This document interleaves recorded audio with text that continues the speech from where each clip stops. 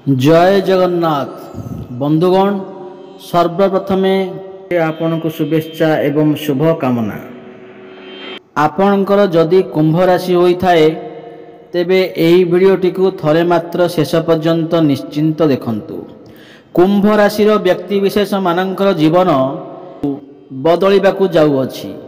एमानकर भाग्य बदलिबाकू जहार किछि पूर्वरु समस्या लागि रहिथिला, दुख लागि रहिथिला एवं ताहा एबे अंत हेबाकू जाउअछि।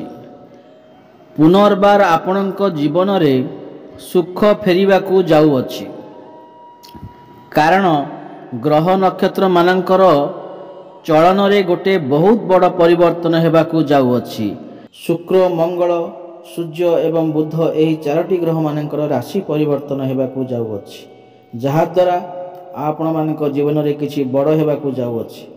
आपणक जीवन रे चलिथिबा समस्त दुख कष्टर अंत हेबाकू जाउअछि। पुनर्बार आपणक जीवन रे खुशी फेरिबाकू जाउअछि। एबे आसंतु जानिबा आपणक जीवन रे कोन सबु बड़ परिवर्तन हेबार अछि। देखंतु पूर्वरु आपणकर स्वास्थ्य खराब रहुथिला, धन जनित समस्या देखा देउथिला, प्रेम जीवन रे समस्या देखा देउथिला, आपण ऋण नेउथिले किंतु ऋण सुझी पारु नथिले, ऋणर भार आपणक उपरे बढ़ी जाउथिला, गृह परिवार रे खुशीर वातावरण नथिला, शिक्षा क्षेत्र रे समस्या देखा देउथिला, आपणकर बहुत खर्च हेउथिला, समाज रे आपणकर मान सम्मान नथिला, आपणको चाकरी प्राप्त होई पारु नथिला, संतान संतति पई चिंतित थिले, व्यापार रे लॉस हेउथिला। तेबे एही भली जहा भी समस्या आपणक जीवन रे चालुथिला ताहा बे दूर हेबाकू जाउअछि। आपणक जीवन रे पुणी थरे खुशी फेरिबाकू जाउअछि। आपणक जीवन रे नूतन सूर्य उदय हेबाकू जाउअछि। देखंतु शुक्र जी कि धनर कारक ग्रह, शुक्र ग्रह को माँ लक्ष्मी का स्वरूप माना जाए।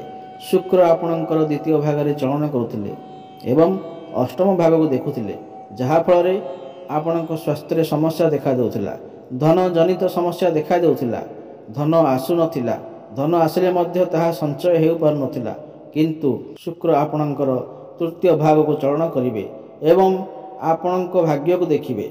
शुक्र आपणक राशि अधिपति होइकी आपणकर भाग्य को देखिवे, जहा फल रे आपणकर भाग्य मजबूत हेबो, भाग्य आपणकर बल रहिबो। आपण कम परिश्रम रे अधिक फल प्राप्ति करिवे। आपण एही समय मध्य रे छोट मोट जगह को मध्य यात्रा करि पारंती। सान भाई भौणी मानक सहित आपणकर संपर्क मजबूत हेबो, आपणकर साहस पराक्रम बढ़िबो, भाग्य बल रे आपण बहुत अधिक धन अर्जन करिवे।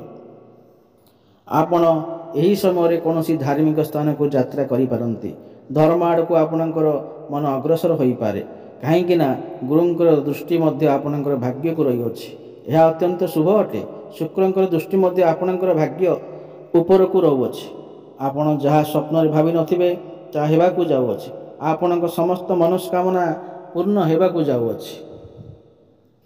एही मासरे आपण जदि चाहेबे कोनोसी बड़ कार्य भी करि परिबे किंबा कोनोसी बड़ इन्वेस्टमेंट करि परिबे, घरे शुभ मांगलिक कार्य रे आयोजन करि परिबे।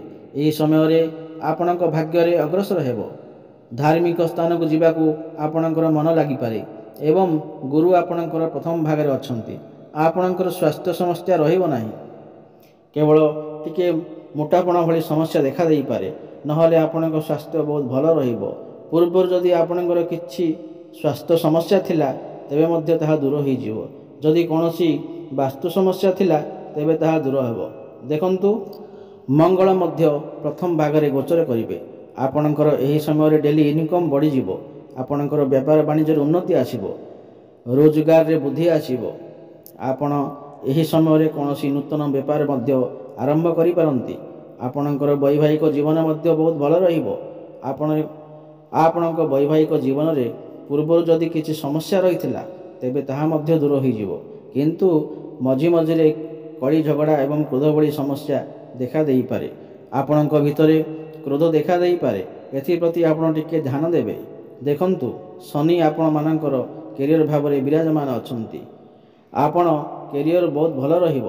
केवल एही समय रे नुहे, आगामी 1 वर्ष पर्यंत आपणक कैरियर बहुत भल रहिबो। ଆପଣ ଆପଣଙ୍କ କର୍ମକ୍ଷେତ୍ର ରେ ବହୁତ ଅଧିକ ସଫଳତା ପ୍ରାପ୍ତି କରିବେ, କିନ୍ତୁ ଟିକେ ଅଧିକ ପରିଶ୍ରମ କରିବାକୁ ପଡ଼ିପାରେ। ଅଳସୁଆମୀ କଲେ ଆପଣ ଆପଣଙ୍କ କ୍ୟାରିୟରରେ ସମସ୍ୟା ଆସିପାରେ, କାରଣ ଶନି ହେଉଛନ୍ତି କର୍ମର କାରକ ଗ୍ରହ। ଆପଣଙ୍କୁ କର୍ମ ତ କରିବାକୁ ପଡ଼ିବ। ଏବେ ଶେଷରେ ସଫଳତା ପ୍ରାପ୍ତି ହେବ। କର୍ମକ୍ଷେତ୍ରରେ ଆପଣଙ୍କର ପ୍ରମୋସନ୍ ବି ହୋଇପାରେ, ଆପଣଙ୍କୁ ପ୍ରଶଂସା ମିଳିପାରେ। ଉପର ଅଫିସରଙ୍କ ଆପଣଙ୍କୁ ପ୍ରାପ୍ତି ହେବ। ସପୋର୍ଟ ମଧ୍ୟ ଉପର ଅଫିସରଙ୍କ ପ୍ରାପ୍ତି ହେବ। ଆପଣଙ୍କର ସମସ୍ତ କାର୍ଯ୍ୟ ସୁରୁଖୁରୁରେ ହୋଇଯିବ। ଯେଉଁମାନଙ୍କ ପାଖରେ କୌଣସି ଚାକିରି ବାକିରି ନାହିଁ, ସେମାନଙ୍କୁ ଏହି ସମୟରେ ନୂତନ ଚାକିରି ମଧ୍ୟ ପ୍ରାପ୍ତ ହୋଇପାରେ।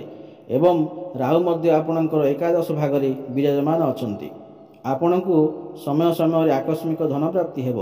ଆପଣଙ୍କର ସମସ୍ତ ଇଚ୍ଛା ପୂର୍ଣ୍ଣ ହେବ। ଆପଣଙ୍କର ଏକାଦଶ ଭାଗ ଇଚ୍ଛାର ଭାଗ ହୋଇଥାଏ। ଆପଣଙ୍କର ଏହି ସମୟରେ କୌଣସି ଗୋଟିଏ ବଡ଼ ଇଚ୍ଛା ପୂର୍ଣ୍ଣ ହୋଇପାରେ, କାହିଁକି ନା ରାହୁ ହେଉଛନ୍ତି ଆକସ୍ମାତର ଗ୍ରହ। ଆକସ୍ମାତ ଆପଣଙ୍କୁ ଲାଭ ଦେଇଥାନ୍ତି। ଏହି ସମୟରେ ଆପଣଙ୍କୁ ଚାରି ଦିଗରୁ ଲାଭ ପ୍ରାପ୍ତି ହେବ। ଦେଖନ୍ତୁ, କେତୁ ଆପଣଙ୍କର ପଞ୍ଚମ ଭାଗରେ ଅଛନ୍ତି। ଏହା ଟିକେ ଭଲ ନୁହେଁ। ଆପଣଙ୍କର ଶିକ୍ଷା କ୍ଷେତ୍ର ପାଇଁ ଏହା ଶୁଭ ନୁହେଁ। କେତୁ ଭ୍ରମିତ ଗ୍ରହ, ଅସନ୍ତୁଷ୍ଟ ପ୍ରଦାନ କରିଥାନ୍ତି। ଆପଣଙ୍କ ଶିକ୍ଷା କ୍ଷେତ୍ରରେ ସାଟିସ୍ଫ୍ୟାକ୍ସନ୍ ହୋଇପାରନ୍ତି।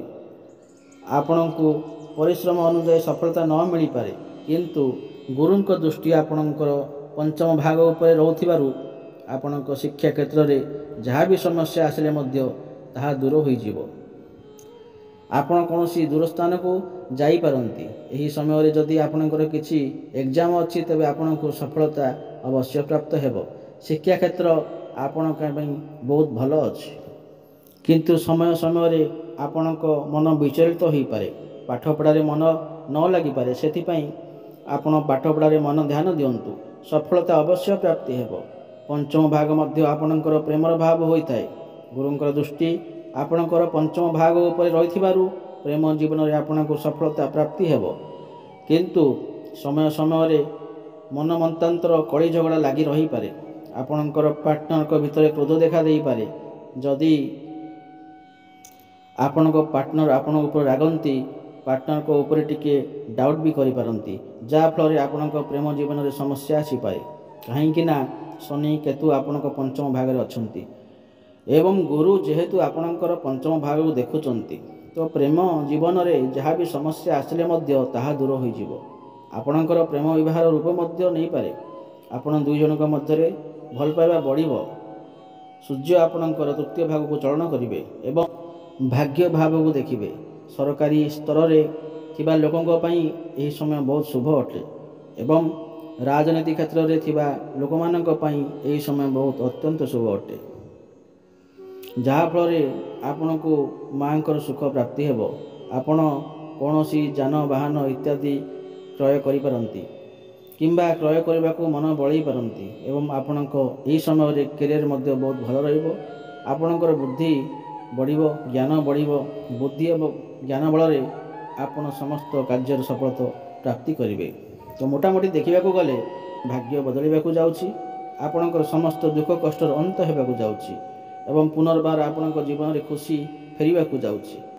ଆପଣଙ୍କୁ ଯଦି ଏହି ଭିଡ଼ିଓଟି ଭଲ ଲାଗିଥାଏ, ତେବେ ଏହି ଭିଡ଼ିଓଟିକୁ ଲାଇକ୍ କରି କମେଣ୍ଟ ବକ୍ସରେ ଜୟ ଜଗନ୍ନାଥ, ଜୟ ମା ଲକ୍ଷ୍ମୀ ନିଶ୍ଚିତ ଲେଖନ୍ତୁ। ରହୁଛି, ଧନ୍ୟବାଦ। ପୁଣି ଦେଖା ହେବ ଆଗାମୀ ଭିଡ଼ିଓରେ।